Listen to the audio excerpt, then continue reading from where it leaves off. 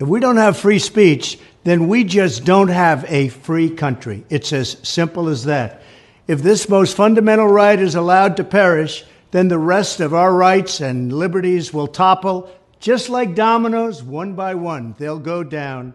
That's why today I'm announcing my plan to shatter the left-wing censorship regime and to reclaim the right to free speech for all Americans. And reclaim is a very important word in this case because they've taken it away. In recent weeks, bombshell reports have confirmed that a sinister group of deep state bureaucrats, Silicon Valley tyrants, left-wing activists, and depraved corporate news media have been conspiring to manipulate and silence the American people. They have collaborated to suppress vital information on everything from elections to public health. The censorship cartel must be dismantled and destroyed, and it must happen immediately. And here's my plan. First, within hours of my inauguration, I will sign an executive order banning any federal department or agency from colluding with any organization, business, or person to censor, limit, categorize, or impede the lawful speech of American citizens. I will then ban federal money from being used to label domestic speech as mis- or disinformation. And I will begin the process of identifying and firing every federal bureaucrat who has engaged in domestic censorship, directly or indirectly, whether they are the Department of Homeland Security, the Department of Health, Human Services, the FBI, the DOJ, no matter who they are. Second, I will order the Department of Justice to investigate all parties involved in the new online censorship regime, which is absolutely destructive and terrible, and to aggressively prosecute any and all crimes identified. These include possible violations of federal civil rights law, campaign finance laws, federal election law, securities law, and antitrust laws, the Hatch Act, and a host of other potential criminal, civil, regulatory, and constitutional offenses. To assist in these efforts, I am urging House Republicans to immediately send preservation letters, and we have to do this right now, to the Biden administration, the Biden campaign, and every Silicon Valley tech giant, ordering them not to destroy evidence of censorship.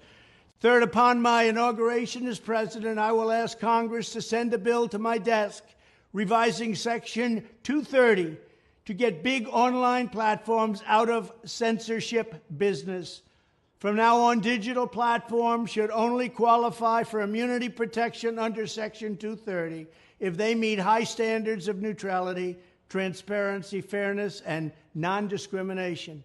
We should require these platforms to increase their efforts to take down unlawful content such as child exploitation and promoting terrorism, while dramatically curtailing their power to arbitrarily restrict lawful speech.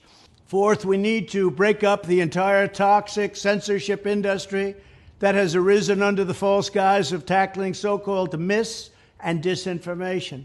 The federal government should immediately stop funding all nonprofits and academic programs that support this authoritarian project. If any U.S. university is discovered to have engaged in censorship activities or election interferences in the past, such as flagging social media content for removal of blacklisting, those universities should lose federal research dollars and federal student loan support for a period of 5 years and maybe more. We should also enact new laws laying out clear criminal penalties for federal bureaucrats who partner with private entities to do an end run around the Constitution and deprive Americans of their First, Fourth, and Fifth Amendment rights. In other words, deprive them of their vote. And once you lose those elections, and once you lose your borders like we have, you no longer have a country.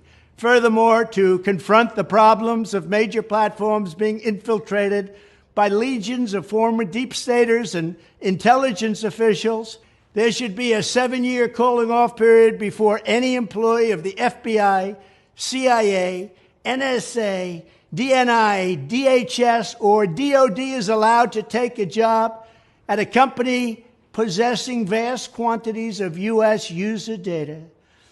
Fifth, the time has finally come for Congress to pass a digital Bill of Rights.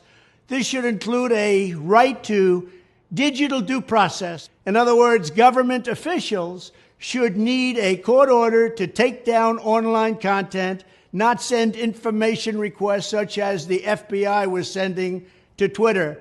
Furthermore, when users of big online platforms have their content or accounts removed, throttled, shadow banned, or otherwise restricted, no matter what name they use, they should have the right to be informed that it's happening, the right to a specific explanation of the reason why, and the right to a timely appeal.